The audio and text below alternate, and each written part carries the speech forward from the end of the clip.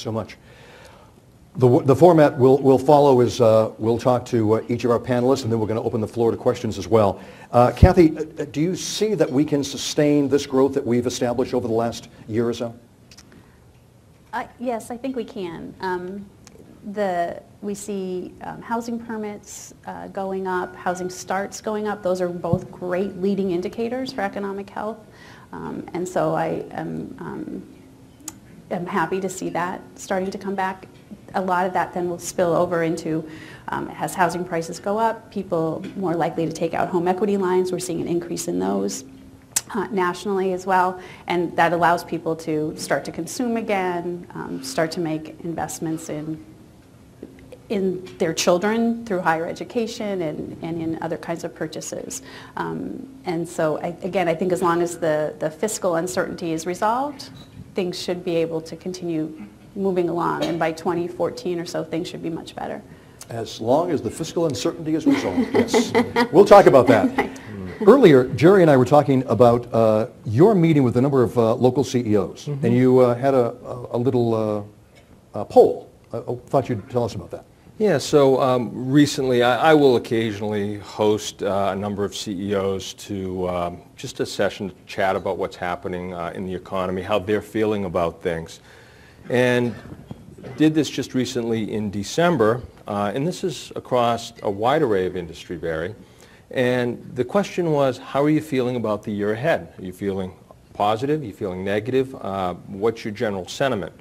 And I said, if you could just raise your hand. 11 of 12 raised their hand, which shocked me. I expected to see perhaps 3, 4, 5, which is exactly what I would have seen a year ago. And so from a trending perspective, I think companies are feeling better, but it gets back to the fact that they have positioned themselves well, and so they look at their circumstance and they feel as though, you know, we've come through this, we're winners to a certain extent, that we've survived this, we've positioned ourselves well, and now, my view, the only thing that is the real constraint for them is consumer demand. It's revenue. It's finding revenue growth. We did a recent survey across our footprint, which is Midwest, Mid-Atlantic, in New England, of CEOs of companies. We interviewed over 600 companies. And the question was, are you interested in M&A activity? Are you a buyer? And 80% said they were either an active or an inactive buyer in the year 2013, which is a really incredible number. Then the question is, why would you make an acquisition? And the answer is for revenue growth. So what's happening is companies are now turning their attention from organic growth to inorganic growth as a way to fuel the top line. That's not necessarily good for employment, because oftentimes a rationalization takes place with that. I don't want to put you on the spot, but would you like to conduct that survey here right now? Same question. So how many business owners in this room feel optimistic about 2013? Quite a few hands in this room. How many don't feel optimistic about 2013?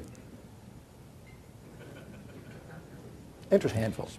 Interesting. So it's interesting. Okay. Barry, let me ask you, when you are a studier of trends. I mean, I have to tell you, in the WBZ newsroom, when I need a story, I call Barry. He always is cooking up something good. His stews are really rich. And let me ask you about some of the research that you've done and maybe some of the manufacturing. We'll get into that later. And that is, what is probably the most important trend that you see developing here in Massachusetts that makes this state a good competitor? Well, I'm doing, as I mentioned, a major evaluation of the Massachusetts Life Science Center right now. And one of the things I did is I went back and I took a look at basic economic theory. I wrote about this in a book that came out in, I think, 2000, called Growing Prosperity, The Battle for Growth with Equity in the 21st Century. So this is more than a decade old. But you can contrast two different theories of economic growth. One theory says, and it's the old theory, that the way countries or regions or states become rich is by building up their stocks of physical capital, plant and equipment, human capital, and natural resources. So if you were to ask, why is Dubai, where Ray is today, rich? It's got a lot of resource. It doesn't got a lot of anything else, but it's got a lot of that and it's built it up. And clearly that is very important. You know, when we build up stocks of capital, you look at major factories. I come out of Detroit, the auto industry, you look at the Ford Rouge plant. The new growth theory, though, says that most economic growth occurs because of innovation, great breakthroughs in innovation. And if you think over history, a long history, the development of the steam engine, the development of electrification, the development of communications technology, or air conditioning, which made whole parts of this country livable. I was in Miami last week, and without air conditioning, it doesn't exist. And what I realize, and what the new economists are saying is, those that innovate succeed, those who don't die. There is no state in the United States that does more innovation than we do. We're seeing it in the complete rebirth of manufacturing around advanced manufacturing technologies. We see it, of course, in the life sciences coming out of our laboratories at MIT and Harvard and Northeastern. We see it even in financial services in terms of developing all kinds of new instruments. Some good, some not so good. But that is why we survive, and that's what makes Massachusetts different than almost every other place. There are places in California, New York, New Jersey, but we focus on innovation, and having that great university complex, and I'm proud to have been at BC, UMass, and Northeastern for the last 12 years, that has been critical, more critical than any other sector for developing that innovation. People have asked me, well, why has Boston done so well? And I wrote a book on that called The Boston Renaissance. And the answer is pure dumb luck.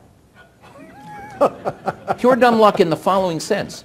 We were early leaders in higher education. We were early leaders in healthcare. MGH, the Ether Dome. But those were tiny little sectors. You know, nobody went to school. And, you know, we didn't have much of a healthcare sector, about 3% of GDP. That's why Detroit boomed, because autos were big, or Pittsburgh or Cleveland. But in the 21st century, it's all based on innovation, and that pure dumb luck of having to have Harvard, PCBU, Holy Cross, and having all the meds has made it possible for Boston to take advantage of it. And then, as I said before, I'm very proud of our political leadership. At the local level, we're working with 50 mayors across the state, and they are understanding what economic development is all about. And I think our state government is running efficiently and effectively and trying to become more efficient and effective all the time.